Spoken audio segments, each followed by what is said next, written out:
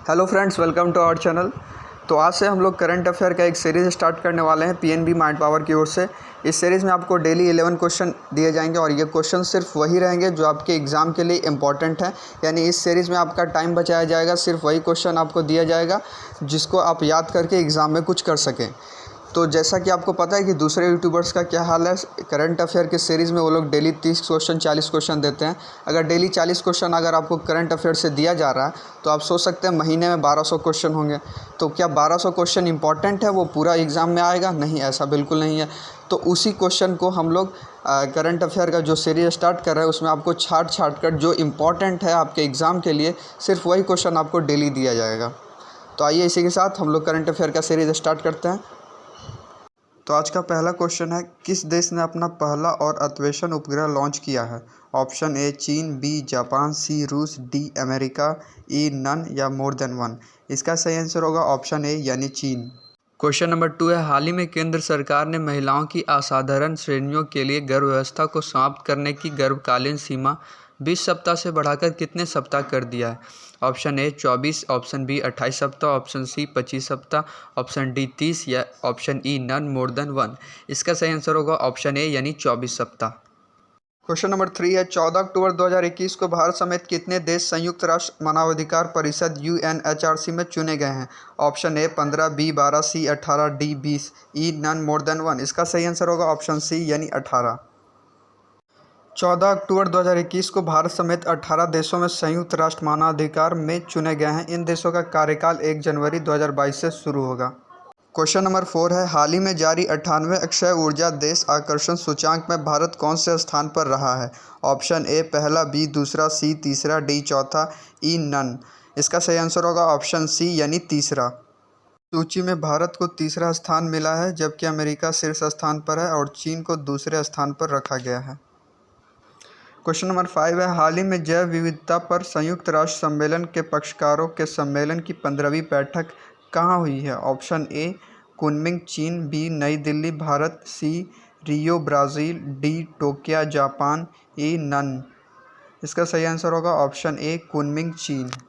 Question number 6 है, अक्टूबर 2021 में किसने वैश्विक पूंजी बाजारों में अब तक का सबसे बड़ा ग्रीन बॉन्ड जारी किया है? ऑप्शन ए यूरोपीय संघ, B ASEAN, C G20, D BIMSTEC, E none more than one. इसका सही आंसर होगा ऑप्शन ए यानी यूरोपीय संघ।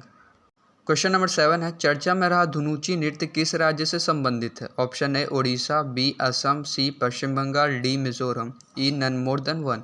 इसका सही आंसर होगा ऑप्शन सी यानी पश्चिम बंगाल।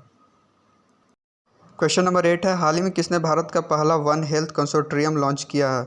ऑप्शन ए रक्षा अनुसंधान एवं विकास संगठन, ऑप्शन बी भारतीय चिकित्सा अनुसंधान परिषद, ऑप्शन सी भाभा परमाणु अनुसंधान केंद्र, ऑप्शन डी जैव प्रौद्योगिकी विभाग, option E none more than one. इसका सही आंसर होगा ऑप्शन डी यानी जैव प्रौद्योगिकी विभाग। हाल ही में जैव प्रौद्योगिकी विभाग ने भारत का पहला वन हेल्थ कंसोर्टियम लॉन्च किया है। इस कार्यक्रम में भारत में एक नस्ल के दूसरी नस्ल को संक्रमित करने वाले जीवाणु संबंधित वायरल और परजीवी से होने वाली महत्वपूर्ण संक्रमणों की निगरानी करने की परिकल्पना की गई है। क्वेश्चन नंबर 9 है, विश्व छात्र दिवस के संदर्भ में निम्नलिखित कथनों पर विचार करते हुए सत्य कथनों का चयन कीजिए। ऑप्शन ए दुनिया भर में हर वर्ष 15 अक्टूबर को विश्व छात्र दिवस मनाया जाता है। ऑप्शन बी यह दिवस भारत रत्न और पूर्व राष्ट्रपति डॉक्टर APJ अब्दुल कलाम की जयंती के रूप में मनाया जाता है। ऑप्शन सी संयुक्त राष्ट्र ने वर्ष 2010 में 15 अक्टूबर को विश्व छात्र दिवस के रूप में नामित किया था। इसका सही आंसर क्या होगा? ऑप्शन ए है, ए और बी दोनों सही है, ऑप्शन बी ए और सी दोनों सही है, या सी बी जिसमें बी और सी दोनों सही है, या डी जिसमें ए बी और सी तीनों सही है। इसका सही आंसर होगा ऑप्शन डी यानी ए बी और सी तीनों बातें सही हैं। क्वेश्चन नंबर 10 है, 15 से 29 अक्टूबर 2021 तक भारत और किस देश के बीच युद्ध अभ्यास 2021 में आयोजित किया जा रहा है? Option A Iran, B Japan, C रूस, डी अमेरिका, ई नन। इसका सही आंसर होगा ऑप्शन डी यानी अमेरिका। क्वेश्चन नंबर 11 है, राष्ट्रीय बाल अधिकार संरक्षण आयोग का अध्यक्ष किसे नियुक्त किया गया है? Option A Amit Khare, option B Rekha Sharma, option C Priyanka Kanoongo, option D Vijay Shampal, option E none. इसका सही आंसर होगा ऑप्शन सी प्रियंका कानूनगो। केंद्र सरकार ने विदिशा शहर निवासी प्रियंका कानूनगो को राष्ट्रीय बाल अधिकार संरक्षण आयोग का नया अध्यक्ष बनाया गया है। जानकारी के अनुसार वे सोमवार 15 अक्टूबर को नई दिल्ली में अध्यक्ष के पद का पदभार ग्रहण करेंगे। तो आज का करंट अफेयर यहीं पे समाप्त होता है। मिलते हैं अगले वीडियो में। अगर आप हमें किसी भी तरह का सुझाव देना चाहते हैं तो आप हमें कमेंट कर सकते हैं। अगर आप हमारे चैनल पर नए हैं तो हमारे चैनल को सब्सक्राइब करें।